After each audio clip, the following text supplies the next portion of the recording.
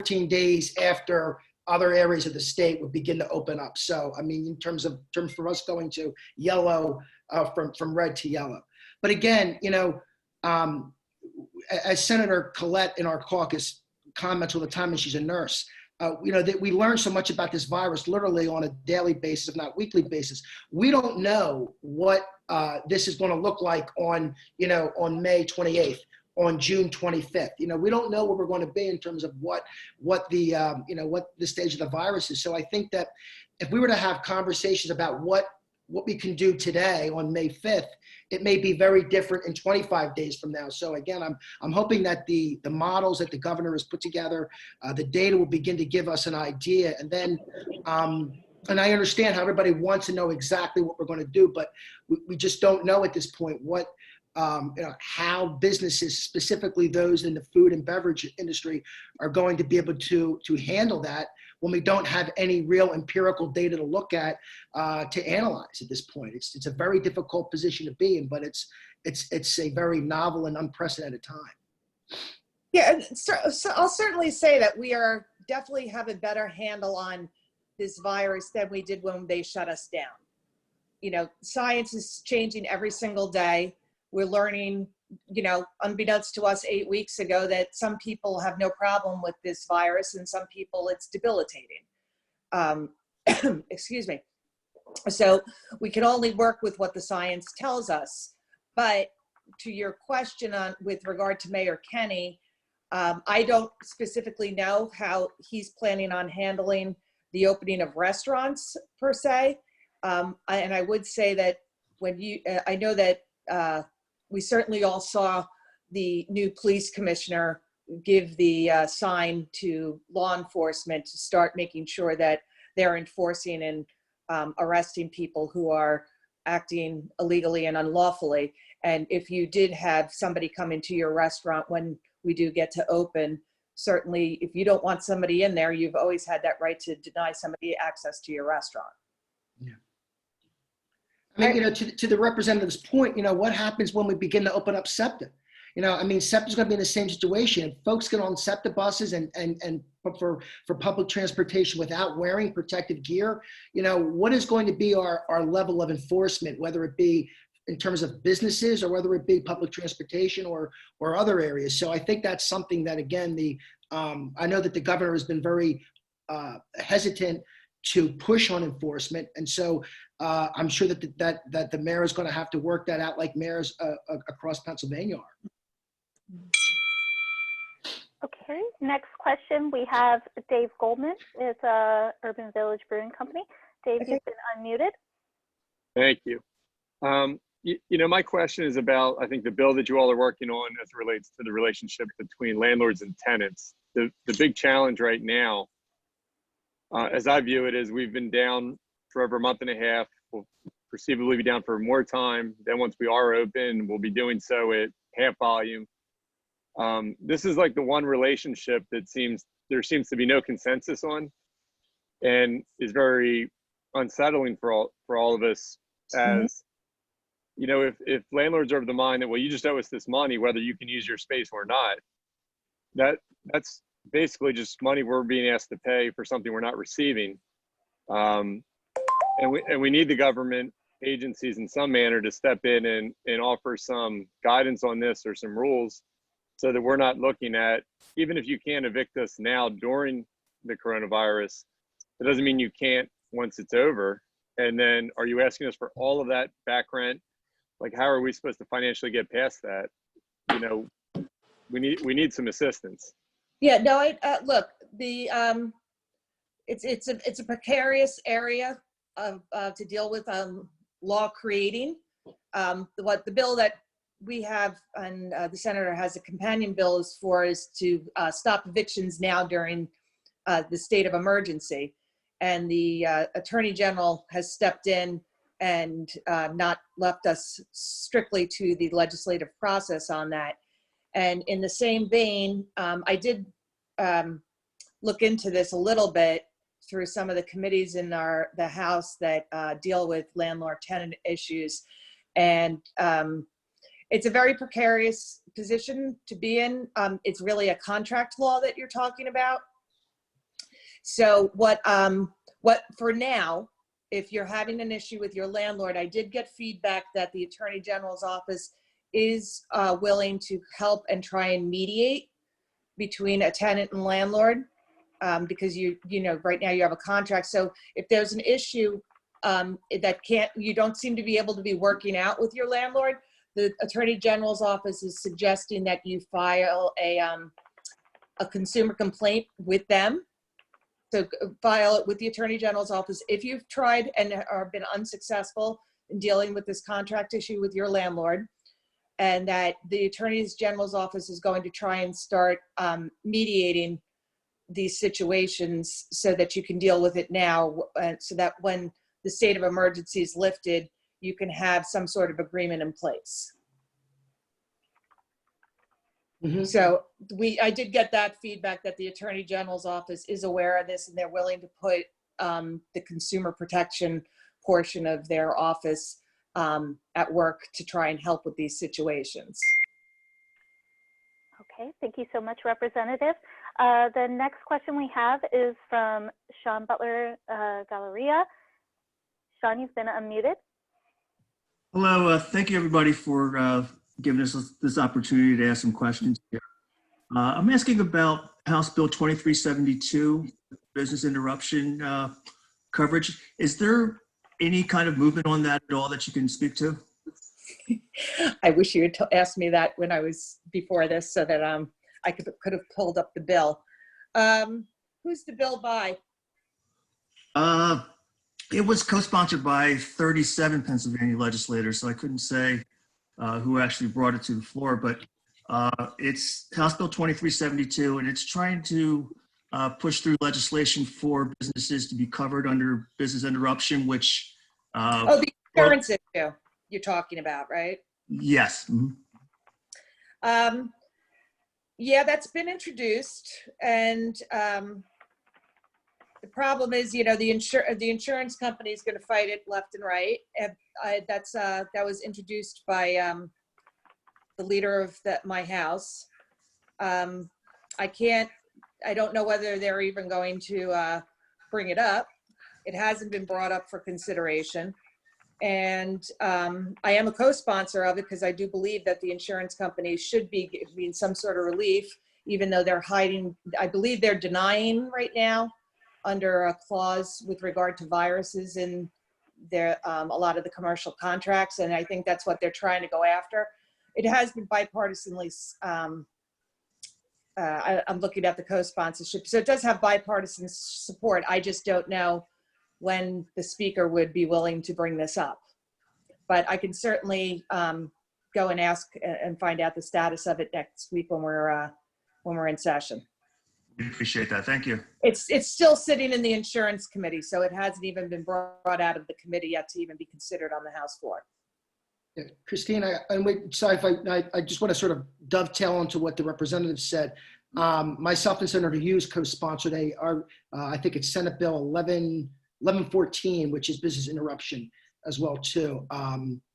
And hopefully, you know, getting some movement on that as well in the House and in the Senate. So there's companion pieces both in the House and in the Senate as well. All right. So we're going to continue moving through this presentation.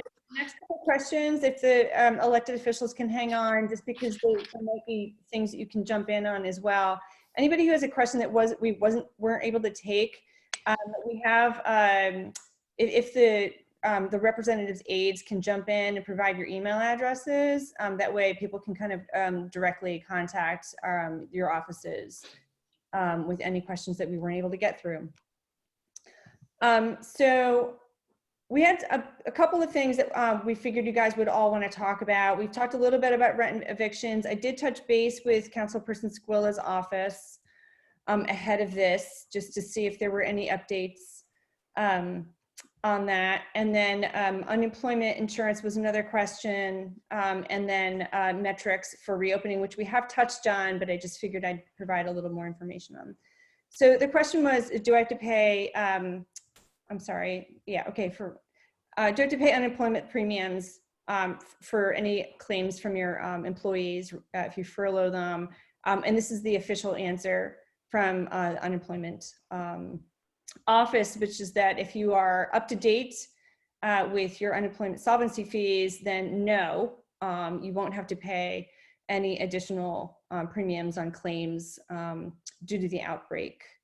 I would recommend that if anybody has any questions about this beyond that, that you go to their website and call them, contact them. We are not experts on this, but I did want to address it. If either of our state representatives have any updates on this, because it is a state issue, feel free to chime in. If not, the next question. Be the current status of the law. Yeah, and then the next, go ahead, I'm sorry. No, he just said that's the current status of the law, and I agree. Okay. The rent and evictions question was being evicted during the shutdown, what happens after. So right now, Philadelphia courts are closed until the end of May. There's sort of a rumor that they might open up June 1st. There's no official announcement of that. I don't know, is there an update on when state courts might open? Now, the courts in Philadelphia are governed by the first judicial district, so that they'll be making that decision. And I mean, state courts certainly in different areas of their judicial districts where it may be turning to yellow, may be opening, but Philadelphia is governed by the first judicial district, and that'll be governed when they decide they're going to reopen. And that's probably has to do with the status of whether we're still in red or not. And then as we get any more updates regarding the legislation about evictions, we will provide that information to our constituents. So I wanted to ask a question here. Again, in the interest of time, we'll try to keep it brief, but I did want to see if anybody had had conversations with their landlords that would be worth bringing up in this context and sharing with anybody. Owen, you have your hand up and you have been unmuted. Please go. Yeah, I think more important to the issue with rent and evictions is really default. Dave touched on this before. I don't think anybody, I'm certainly not worried about being evicted, but I am really worried about being put into default, which just affects my credit worthiness. It affects everything moving forward on my lease. And I am currently in a pretty tenuous situation with my current landlord. And, you know, again, some word on what default, I mean, there's a bill being put forth in New York that basically calls that harassment if, you know, landlords threaten default on leases. All right, that's my issue. Yeah, Owen, so let me just, so as you know, I'll give an example. You use rent, I'll give an example of credit card payments, et cetera, like that. I mean, you know that, you know, getting leniency or getting some kind of a time period from being on default, that, you know, the state bills you see moving around the different legislatures are I guess, Band-Aids, but really this needs to come from the federal government. We need a federal act to basically stop any type of foreclosures, defaults, insurance companies, the two reporting agencies reporting your folks' accounts as delinquent. You know, we could certainly, the state can sort of try to step into that area, but a easier fix, we think, this is really something that if Congress could enact that at the federal level, that basically halt all types of reporting of defaults, whether it be on a lease, a mortgage, credit card payments, et cetera, whatever it is during this period of time. And then I believe for a period after that, you know, so the way you loop in the eviction piece, it's not just during the tenancy of the outbreak or the disaster, but I would like to see it say 90 days post after that. So, you know, we could certainly talk about, you know, and in this environment that we're in Pennsylvania, where one party is the majority and controls what is up, we could certainly have a discussion about state aid or state fixes. But if we could get something passed at the federal level to address the issue, which is a legal term of art default, it would be I think that's a great idea. Yeah, and Owen, if your landlord is somehow threatening and not negotiating with you, this is what the Attorney General wants to hear. Mm-hmm. And that's where you need to go when you feel that you're at a point that it's not a fruitful discussion any longer. You need to go file that complaint and reach out to the Attorney General's office so that their attorneys can try and help mediate this. I mean, certainly they're not your legal representation. I'm not saying they are. I'm sure you have some, but they can bring their weight of their office to the situation so that it could be a more productive conversation, is how they're trying to make sure that their consumer protections can be there for you, because we are in a state of emergency, whether your landlord likes it or not. Mm-hmm. Okay, thank you, representatives, for that question. Next up, we have Dave again. Dave, you've been unmuted. Thank you. Yeah, I was just jumping in, and I appreciate your comments to Owen. I think that's helpful to go to the Attorney General if they're willing. The Restaurant Association had said that Senator Killian was putting forward a Senate Bill 1116 to try and address this topic. And I think, to Owen's point, I mean, these are all things that are going to end up in municipal and state court when landlords try and use this event to take action against tenants later. And maybe what's unique to this relationship, unlike a credit card debt or even a bank loan for that matter, is that in those instances, you received money and you owe it back. What we're receiving here is use of a space. We no longer have use of that space. So to force us to pay for something that we're not receiving, and I should clarify, to use as restaurant space or retail space, the state, if you will, and for good reason, has eliminated our ability to use that. It's inappropriate for the landlords to expect full payment for it. But it's also such a unique situation. It's not addressed in any lease. And for my 2 cents, I don't know that the best approach is every individual like Owen trying to work out one-off situations at the Attorney General's office. I think it would be better we're all kind of in the same boat. None of our situations are that unique. If we could get something like that bill that's going through to address it, give everybody guidance or guidelines, or at least create pressure that would force everyone into a good faith negotiation, which just isn't the condition right now. It's the wild, wild west. You just got to hope for the best, and you just don't know what's coming next. No, and I certainly appreciate that, and I'll look at the bill and see what's going on in the House on that. But I think the Attorney General's thought process with this is we don't have laws on the books that were there when you entered into these contracts. So the question becomes contractual law, which I'm not a lawyer, so sure, that's but they are, and they are also the person, the entity that is given the authority to be there on behalf of the consumers. And if it's even a matter of filing the complaint so that you have a paper trail as you're going through this, you want to have documentation, and perhaps they might be able to help while we deal with things legislatively. And, your issues right now, the way things work in Harrisburg is sometimes things go quickly. 99% of the time they move at glacier speed.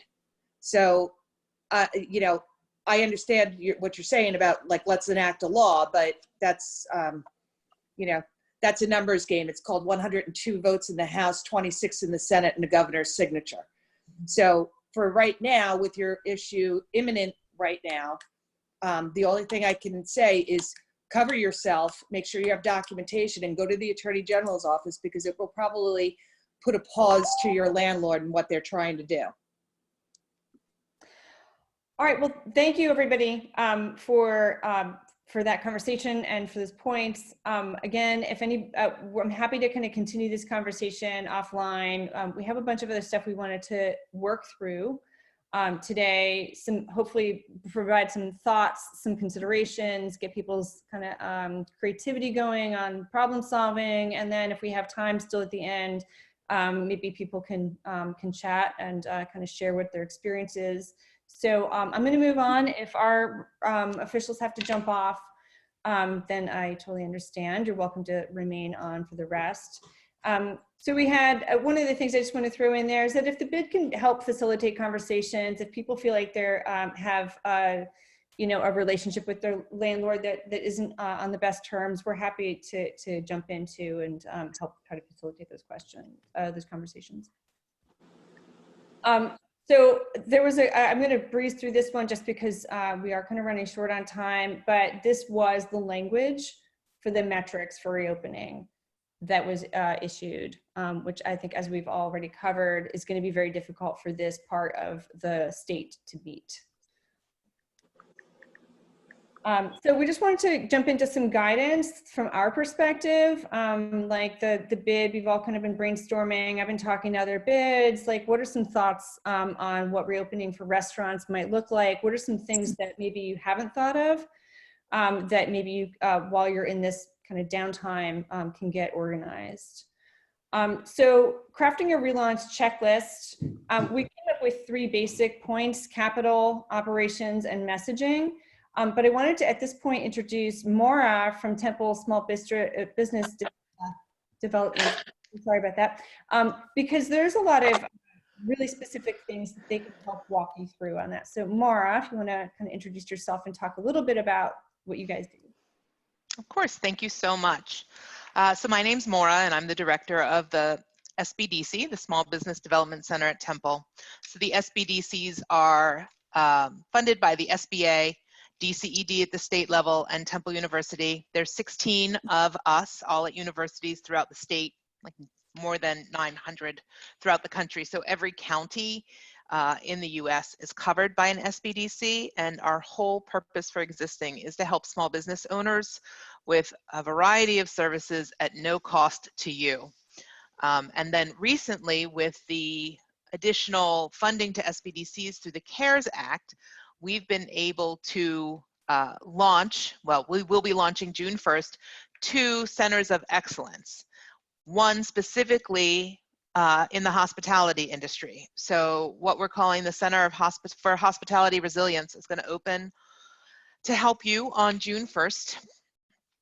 And in partnership with STHM, our School of Tourism, Hospitality Management, Sports Tourism, Hospitality Management, we're going to do 3 kind of tranches of work. The first is that we will be hosting a series of webinars so that as the rules change and health codes and social distancing, we'll have updated information.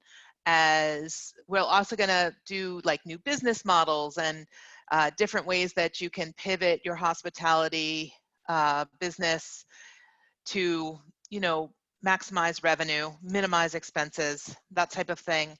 We're also going to do one-on-one work with you to evaluate your new plans for whatever new like layout you might need, social media messaging,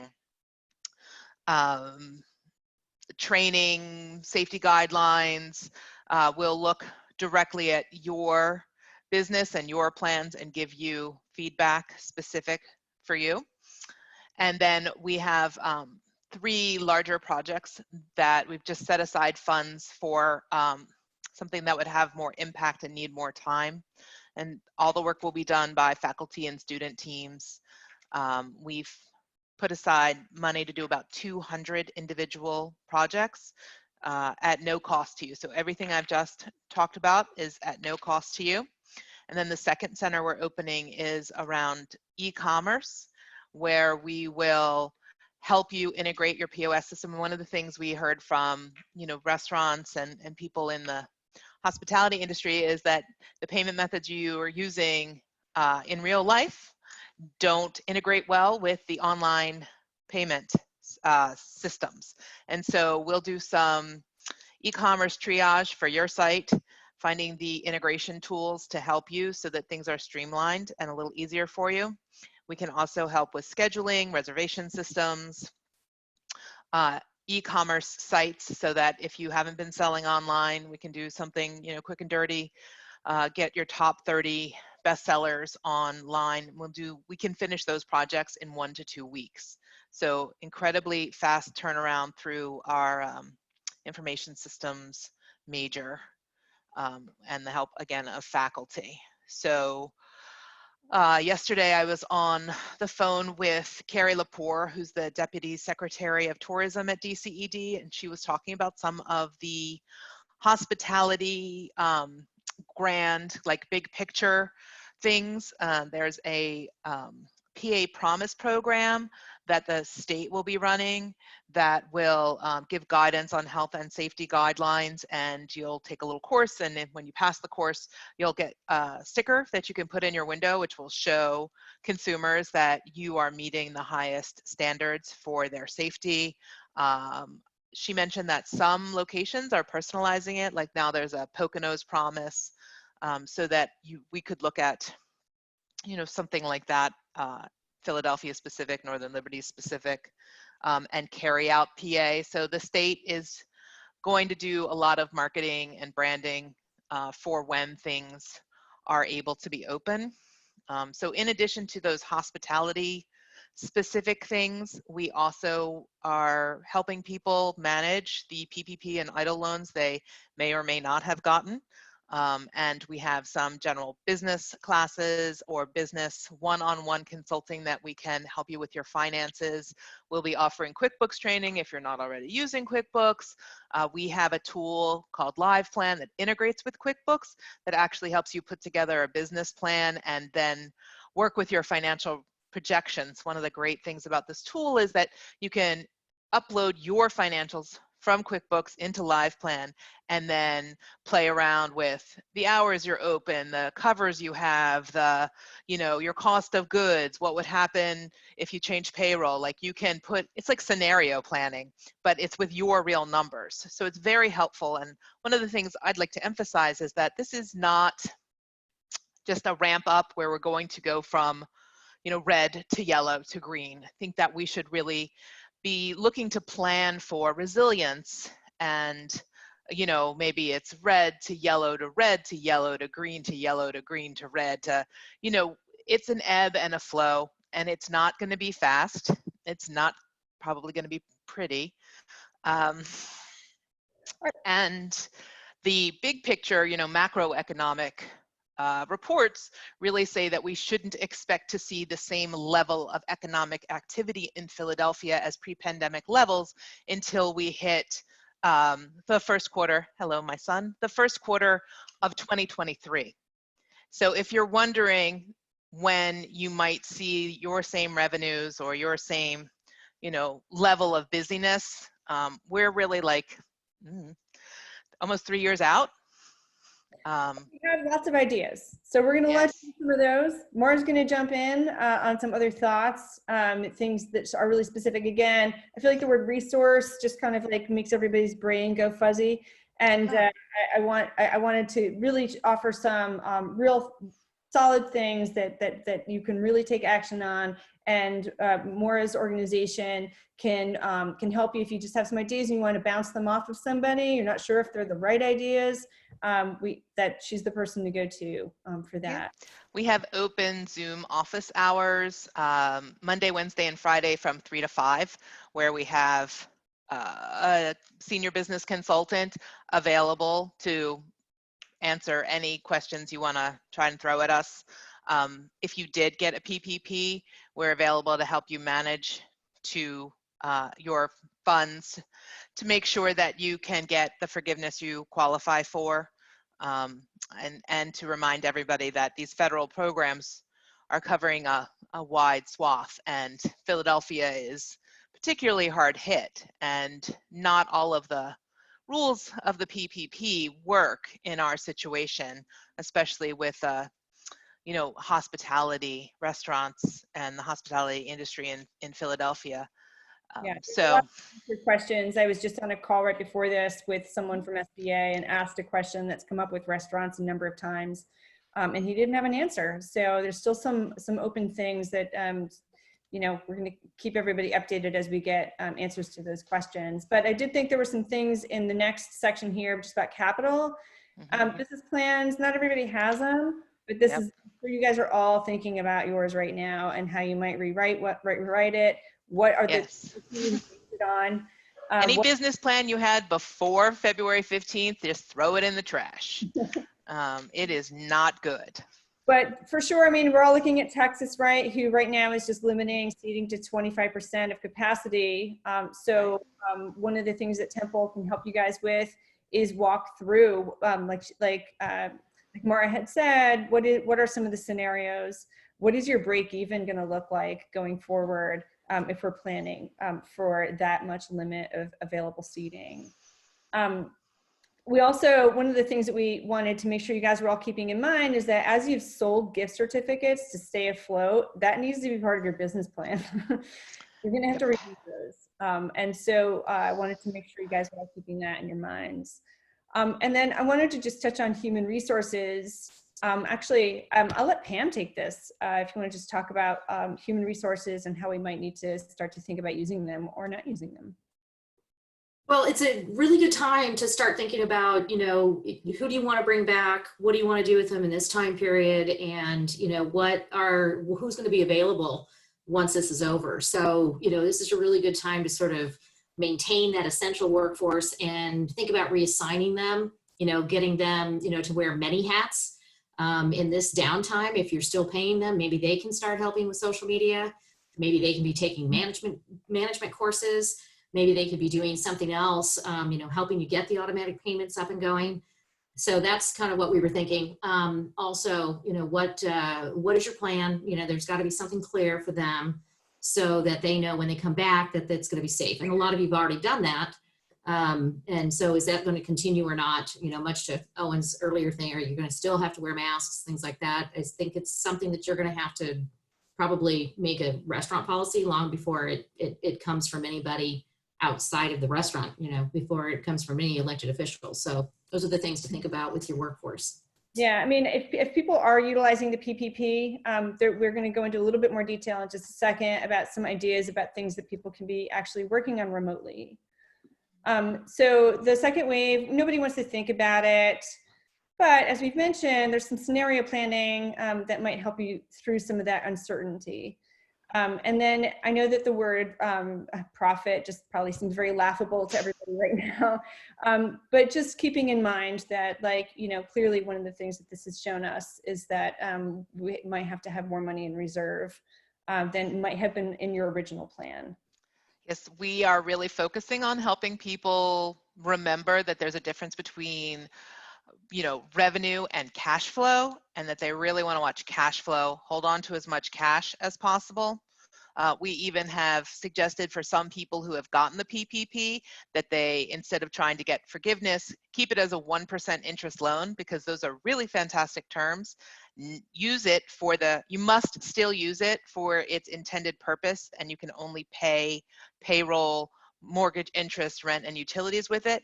But if you don't use all of the money within the 8-week period and you say hold on to it until you actually open, when it might be more helpful, instead of getting forgiven, you'll be able to use that money when you need it, and it'll be a 1% interest loan. It's very hard to get any access to loans or capital these days, as I'm sure you all know. Yeah. And there's plenty of resources out there. People have really specific questions about PPP. You can touch base with Maura and she can walk you through all of the specifics of that, because not everybody got it. So diversification, you guys have all been doing an amazing job. Give yourself a hand for diversifying, coming up with ideas. I do want that to be just something that we're all sharing, but we got to keep doing it. Just keep thinking about ways to retool how you operate, because it's going to be a while before you have full capacity. Operations, again, this is more like, we don't want to be super prescriptive, but we just wanted to get some idea starters, just some things to get you thinking. So one thing that Maura actually brought up was with indoor accommodations. Well, actually Pam brought up an idea about getting a storage unit if you're going to have to move some furniture out, something to think about. That actually might end up being an idea everybody has, and maybe you can't get a storage unit in another couple of weeks. Changing upholstery to something easier to clean is another consideration. And then tabletop arrangements rather than signs. So I pulled this picture off the internet. It's really sad. It's got a bunch of no, no, no, no's everywhere. But putting something out that actually greens your space and makes it more attractive while also giving people the message that they can't sit there. Chris, as a quick interjection, I know we've moved on from PPP, but we had a question from Will in the chat asking, has there been talk of extending the PPP window beyond 8 weeks? No, because the loans were based on 2.5 months of payroll, so the amount of money would not extend beyond the 8 weeks. Okay, thank you. All right. I mean, I kind of understand. I think one of the questions, the thing that William's probably trying to touch on is just that if the loan starts on the day that you sign it. This actually was the question that I posed to SBA today for you, William. I did this for you.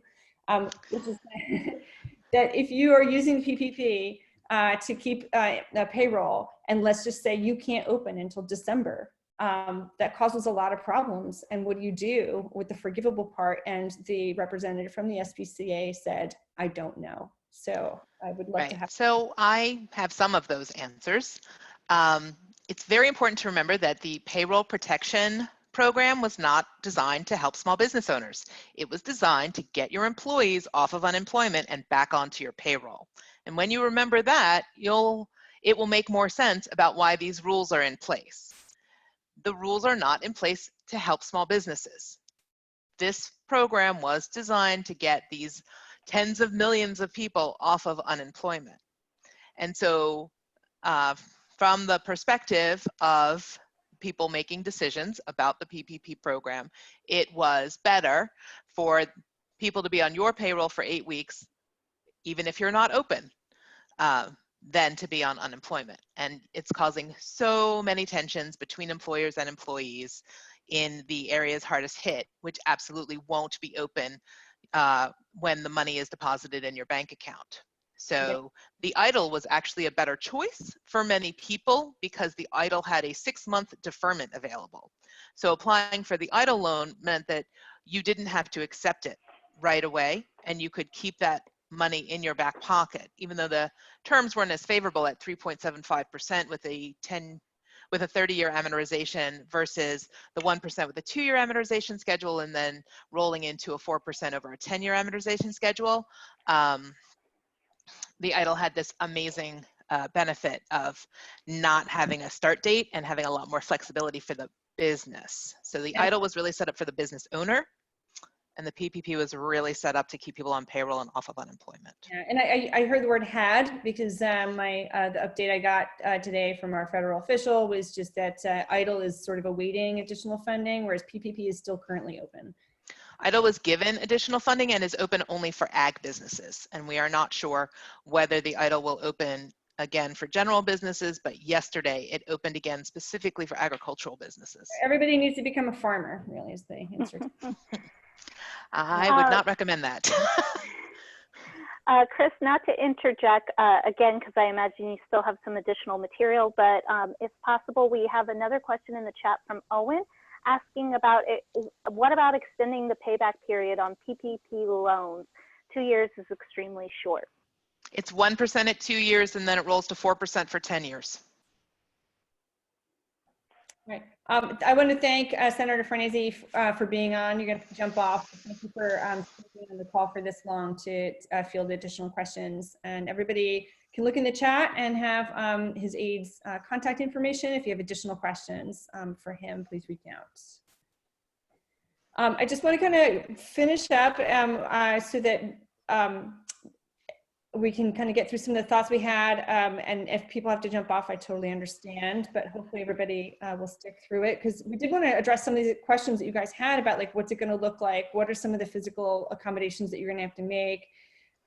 So one thing that's become apparent to me is that construction the last couple of years, they put a lot of windows in that don't open.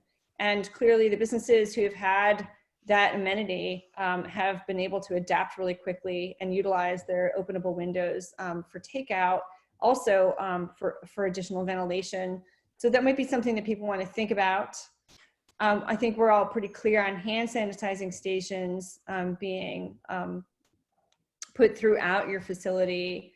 But one thing that came up too is just leaving extra time in between seatings and just understanding that when you do start to put together your model of how you're going to operate, that you're just going to have to build in time for things like cleaning in between people. And you might have to have additional staff for things like opening the door for people, and then also offer additional staff training just for cooperative customers, just like Ara had brought up earlier. Just focusing on how your staff is actually going to deal. And I know you're all looking for guidance, but I think there's some things that you guys can do individually to think how you would want to handle this stuff in your own place. And then William had brought this up a couple weeks ago. It was just about hands-free bathroom amenities. He had asked specifically if the BID would be willing to fund some of that. And I think that's like a possibility. We haven't come to any determination, but we've always had some money in our budget for beautification. I could see that being retooled to help our businesses make some of these physical modifications. So I'm happy to entertain that conversation with you guys. Service, so we had some thoughts. I'm sure you guys have thought about this too, but one thing, I'm still going to places to try to get sort of pick up my takeout where they still are insisting on like a physical interaction with the device. I would like to kind of hear a little bit from you guys about what it's like to try to take Venmo and Apple Pay or any other contactless payment system, because I think that's going to be an important thing. I know we have a vendor in the neighborhood who's putting together a package for disposable menus. I know that that came up as something that you guys are all going to have to start thinking about. Standard Tap's been way ahead of the curve for a very long time with not really having menus, but just the chalkboard. I can imagine a lot of you guys are really starting to rethink that as well. And then rehiring. Pam, you wanted to kind of walk through some of the thoughts on rehiring. Maybe not. Oh, no, it was on mute. Yeah, when you're, like I said before, you know, when you're rehiring, there's going to be a lot of staffers out there who are maybe looking to make a move, you know, maybe thinking maybe the last place wasn't the best place and maybe there's something else. Or maybe you know people that you felt were good and, you know, were not brought back. So start thinking about that there is going to be a lot more choice when it comes to staff. And so bringing those people back, you know, and again, diverse skills, and you're going to have to think about maybe possibly more cleaning staff and more often. And that's, you know, something that's kind of obvious right now.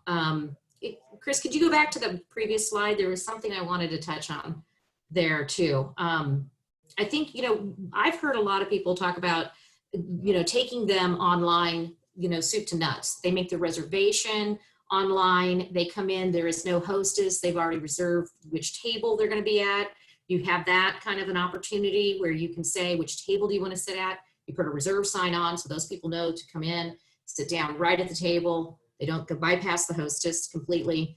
There's only 2 touches with the wait staff. They come in and they basically, maybe they've already pre-ordered at least some of the stuff from the online menu. And then, you know, they serve with gloves on a tray, something like that. And then, you know, there's payless, you know, there's no touch pay periods too. Of course, there's got to be a way to upsell. And so you've got to put some thought into that. You know, if they're prepaying everything, how do you get them to get dessert, things like that. But I think if you start thinking about, you know, no touch and making it as easy as possible for people to come in without, you know, a lot of social interaction, that might be a way, you know, to keep staff decreased, but, you know, make sure that people still feel they've got the option to come into the restaurant. I did put in here, we already basically covered it, but planning, I'm sorry about that, for the PPP loan requirements. I just wanted to throw that out there just because Maura's team, if you have any questions about what you're going to need if you have taken the PPP and like what you're going to need in order when you go to rehire, to meet those requirements for the forgivable part. Reach out to Maura. But I also talked to a business owner earlier today, guys, who got the PPP, just found out, wanted to rehire their staff, and their staff said, no thanks, we're getting too much money on unemployment. So I wanted to see if there was like a raise of hands, who else here might have had that experience. If you've talked to staff, tried to rehire them, and oh, Maura, I think you're muted. Anne, can you unmute Maura for a second? There you go. So if you have offered your employees their job back, reasonable facsimile of old job, reasonable facsimile of pay, and they say no, you are legally required to contact the unemployment agency, and they will not be eligible to receive unemployment anymore. Okay? It is very important that you document everything in writing, that it's not just a phone call, but when you go to rehire your staff, if they refuse to come back, they will no longer be eligible to accept unemployment. And for those PPP, you can actually, from what I understand, offer them more money than what you were paying them before. Does that sound right? If you have it. The most important thing about PPP forgiveness is that it's based on FTE, full-time employee headcount. So the headcount that when you got the loan that was used is the same headcount you need to maintain. So you can't redistribute the amount of salaries from your 10 people to 8 people. That's not going to cut it for forgiveness. Now the PPP will do partial forgiveness, but if you want the whole thing forgiven, it's FTE, full-time employee headcount. They do not have to be the same people, however. So if you have a couple of people who have moved on, have moved away, are taking care of sick family and can't come back, you can replace them with other employees. But you must, for forgiveness, you must meet the FTE requirement. All right. Any other questions? Anybody have a question on that and rehiring? Yeah, I kind of wanted to point out that for hospitality industry, this PPP money, rehiring these people for an unknown future, it's 8 weeks. After 8 weeks, I don't think anybody expects to be under any kind of forward motion on reopening. We're going to be basically laying these people back off again. And yep, that's exactly right. I mean, I assume that these PPP loans right now, that's an assumption that the SBA has to be aware of, that these people are going to be taken off of unemployment and then basically be put right back on. Yeah. Yes, and that's correct. It's again, we're doing this and we're actually hiring them back to not do anything, which again I understand. Also correct. It's just very weird. Yeah. No, this is a question that I posed at the SBA today, and they didn't have an answer that we don't already have. Well, remember, Philadelphia is hard hit, and the SBA program is nationwide. Right. So not everybody is in the same situation, but the rules are one size fits all. But not everybody got it. So I did want to kind of touch on just one last point about operations. That we do have some open for business banners that are free for anybody who would like to order them. Just reach out to me and I can hook you up. But definitely using the exterior business to communicate is still really effective. One of the things that occurred to me that we were thinking of Northern Liberties that was like a problem for us prior to this was the sort of physical isolation of it. We have 676 and 95 and Girard Avenue and West Poplar, and how it was just sort of a small neighborhood. It ends up being something that I think works to our advantage right now because it is such a strong culture of people supporting their neighborhood businesses. It's not a sort of a restaurant tourist destination. People have their favorites. And I think that we just need to lean into that. That's what I think has now turned into a real strength for the neighborhood. So people walk around in our neighborhood a lot. They're going to see what you have posted outside. So keep doing that. And then just a few things about point of sale. I know like I love what some of you guys are doing with just the way that people pick up things from your restaurant that are working really well. I think of Standard Tap, and the way you guys have set up your window, your front door is great. And then just, I know like the tamper resistant, has anybody had an issue where they've had problems with their delivery working with Grubhub and Caviar, where they've gotten complaints about how things are getting delivered? I mean, that might be a whole nother webinar. I don't know. Right.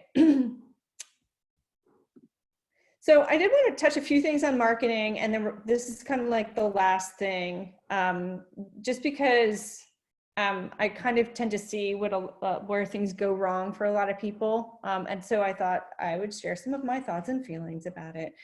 The first thing is just that, like, you know, Facebook is not your website. It's not a website at all. It's a platform. You don't own it. You're not really in control of it. And also because most people find things through Google, a website's still really important. I know that like some people don't have them. A lot of restaurants actually just don't have them. And you get sort of put at the will of whatever Google spits out, often which has bad information. The second thought is just that when things do start to reopen, I mean, I talked to the other bids, they all have big marketing plans. It's going to be kind of a loud competitive market. And it's something that you guys need to kind of keep in mind about how you want to talk about yourselves and how you want to position yourself. And I'm sorry, but you're all going to have to learn about SEO.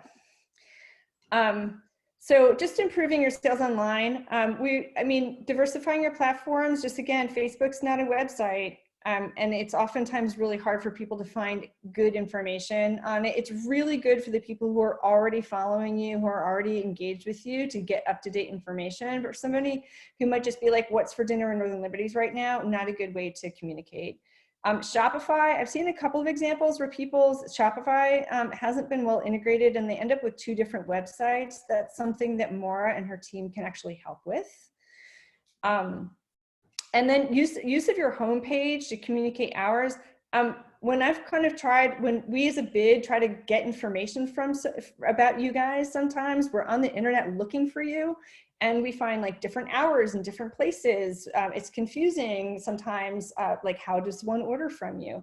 And so it becomes very labor intensive, which you can imagine is a deterrent for somebody who's hungry looking for something to eat. And also just make sure that you just check how your website or your social media is like actually looking. You know, some people out like have their employees doing some of these things. Just check it occasionally. Just make sure that it actually looks good. And then when we talked about reassigning staff, this is actually a great thing for some of your staff to work on remotely when they can't come to the restaurant. If there's like there's really great cell phone photography classes out there. There's like I said, search engine optimization sounds like a big scary thing. It can actually really not be that scary. There's some really basic things that you can do to really improve how people find you guys on the internet. So I picked this example. There's like a preview page that, you know, when you copy a link and you paste it somewhere, which happens on Facebook all the time, you can sort of see from left to right good and bad examples of what that image that gets chosen. This is something you guys have control over. I encourage you to just take some of the downtime to look at how your information looks when it's shared, because let's face it, between the left and the right, which one would you want to order? And then also just kind of, I know you guys have a special problem with restaurants because there's these aggregators who tend to draw sometimes old or inaccurate information. It can be really hard for you to control the information that people find about you out on the internet, which is again, why it's really important when people just search for you, they find you as the first thing. One of the things I've heard a lot about is just when the food delivery service is taking their 30%. And that wasn't a big deal for a lot of you guys who weren't really relying a lot on them to begin with. The majority of your sales were in-person sales at your restaurant. Now that you're relying so much on delivery or pickup, we would like to see, of course, you optimizing the number of people who are ordering directly from you, getting your phone number, you're not paying fees on that. And so the best way to do that is make sure when people find you, they get your phone number, not the phone number that Grubhub assigns, not Grubhub's website, but they get you, which is why getting back to this idea of search engine optimization, again, big scary word, not actually that hard to implement some really basic changes so that people find you. Seiko was their actual website, which you can order directly from Seiko and they get the money, was number 7 when I searched them. So there's very little opportunity for people to support them directly. And as a bid, I want to encourage people to order from you guys directly, so you're not paying all those fees, but you got to make it easy for us to do that. And if I may interject, Chris, another kind of recommendation there is Google Business Profiles, in case you guys haven't heard about them. Google is really trying to push this as like a new thing. It's kind of like their response to Facebook. So if you do a search online and you see on the right-hand side of your search, that'll be the first thing that pops up on the right-hand side. It's its own real estate. And then on the left, you have the paid and sponsored ads first, and then the natural, you know, items there. And if you confirm your physical location, you'll show in the map location section, which comes above all of the natural searches and that sort of thing. And then what you can do with your Google profile, just to quickly wrap up, is you can kind of use it like a Facebook page where you're putting out promotions and updates and events and all of that fun stuff. And then, you know, as people are searching on Google, they get directly to that versus trying to get through Facebook's algorithm.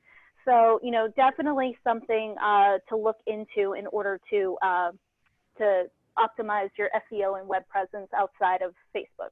And Anne, can you update your operational hours using the Google Business? Yeah, you can do all of that. You can include your website, you can include your hours, you can include your own pictures. It really is essentially a Facebook profile, more or less, but for Google. Control your information, right? So like for sure, hours of operation, many of you guys have changed your hours of operation. So look into this as a way for you guys to make sure that when people find you, they get the most up-to-date, current, accurate information.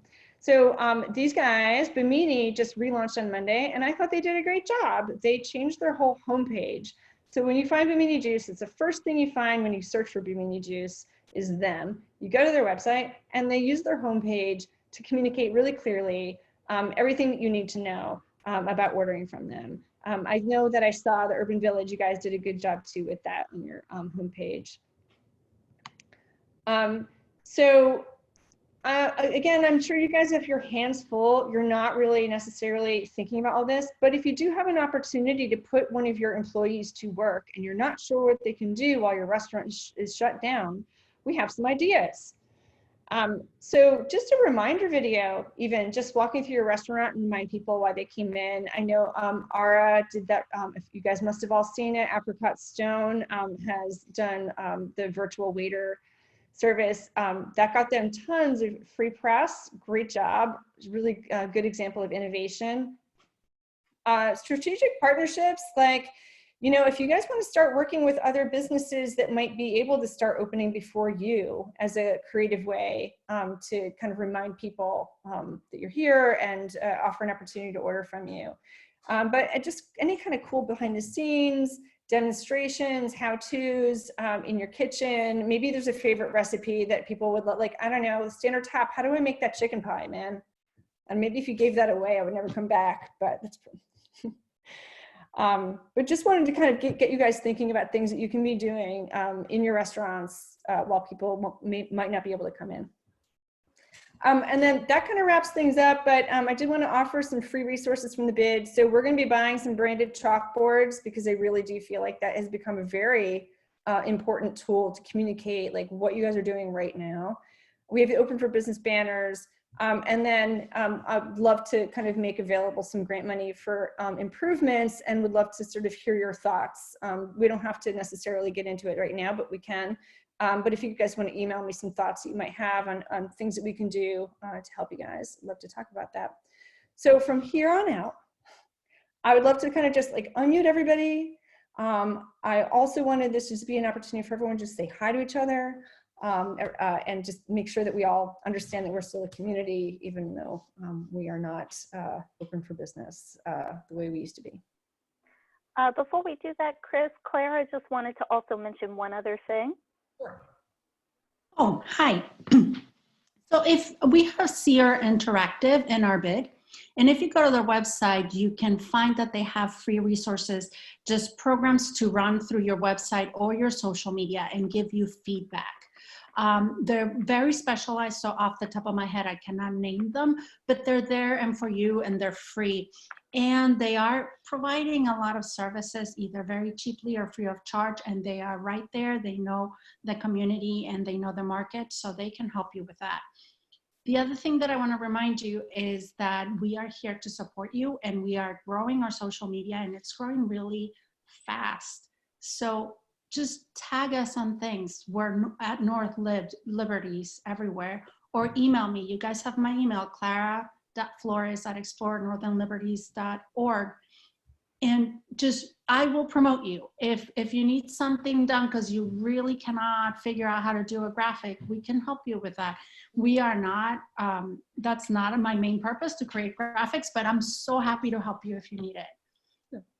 And we have two businesses here. M3, like I said, they have a package that they're doing for neighborhood businesses with branded face masks, which might be kind of cool. And Kristine motorcycles, they have an overseas supplier, so they also have some face shields and masks available if you guys need to start to source that. And then we have some links, so when we send this out to everybody, there's just some links that might be helpful. And then we just had also wanted to share with you our hashtags that you can use to get connected with us on social media and emails. So does anybody have anything, that red hot burning thing we didn't cover or we breezed through quickly that you guys want to talk about, or share your experiences, what you guys are going through, what your plans are?